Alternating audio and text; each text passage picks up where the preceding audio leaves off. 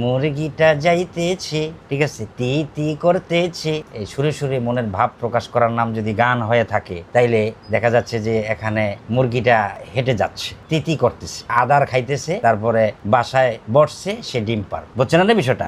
এখন এই বিষয়টাই মনে করেন আমি, মুরগিটা যাইতেছে, ঠিক আছে, তি তি করতেছে, ঠুকুর মেরে আদার খাইতেছে, বাসাতে বসে সে ডিম পারতেছে।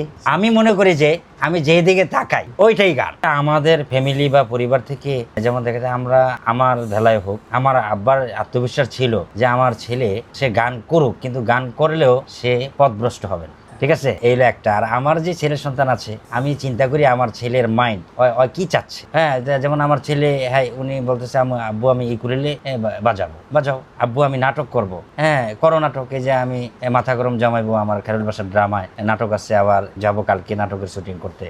উনি আমার ছেলে নায়ক হয়ে নাটক করতেছে, পাশাপাশি আমি অভিনয় করতেছি, মানে তার ইচ্ছা, আমি তার ইচ্ছার বিরুদ্ধে কাজ করি না। গানে কখনো বাধা বিঘ্ন ওইটা না। এটা তো আমি যে হারে গান লয়ে পড়ে থাকলাম, পরিবার সংসার কিছু সব বাধা দিলাম, এরকম না। আমি পাশাপাশি আমার কর্ম আছে, কাজ আছে, সেটা করি। গানটা হচ্ছে এটা আমি অপশনাল হিসাবে ধরে নিচ্ছি আর কি। গানের সুর আমি যখন গান লিখি, আমার ছেলের আমি দেখেছি আমি তৈরি করতে পারতাছি না, এখন আমার ছেলে তখন বলে যে একটা সুর করে, হ্যাঁ দুইজনে মিললেই করি। হ্যাঁ একভাবে যে এই আব্বু এই গানটা এইভাবে করো, হ্যাঁ আবার আমি বলি না এটা এইভাবে না এইভাবে করি, দুইজনে মিললেই করি। আর জন্মের পর থেকে তো আর কেউ গান এটা না, কিন্তু আমার আব্বু আর কি, আমার বাবা গান করে, সেনাবাহিনীতে চাকরি করছে, বীর মুক্তিযোদ্ধা। আমার বাবা গান করে, আমিও ছোট থেকে গান করতাম, তবে গানকে আমরা পেশা হিসাবে নেই। গান ভালো লাগতো, গান করতাম। আর যখন আমি 9, 10-এ পড়ি, তখনই আমি কবিতা গান লিখি। তবে এই গান লিখতাম, এভাবে রেখা দিতাম, মাঝে মাঝে নিজে করতাম।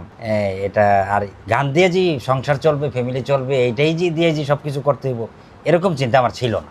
আবার যখন একটু দেখা গেছে যে মোটামুটি একটু বড় হইলাম, তখন চিন্তা করলাম মনে মনে যে না, আমি যেমন গান মোটামুটি লিখি, কিছু কিছু গাই, তাহলে আমি শিল্পী হব। তারপরে এই শিল্পী হইতে গিয়ে বিশাল লং টাইম, শিল্পী হইতে গেলে বিশাল ঝামেলা সমস্যা, এদের বিশ্লেষণ আমি করতেছি না। মূল বিষয়টা হচ্ছে যে ওই গান লিখতে লিখতে এবং গাইতে গাইতে এটা আমার একটা অলরেডি অভ্যাস হয়ে গেছে। আর এই যে এত হুটহাট তাড়াতাড়ির ফাংশনটা হচ্ছে, আমি এটা নিয়ে গবেষণা করি, ভাবি।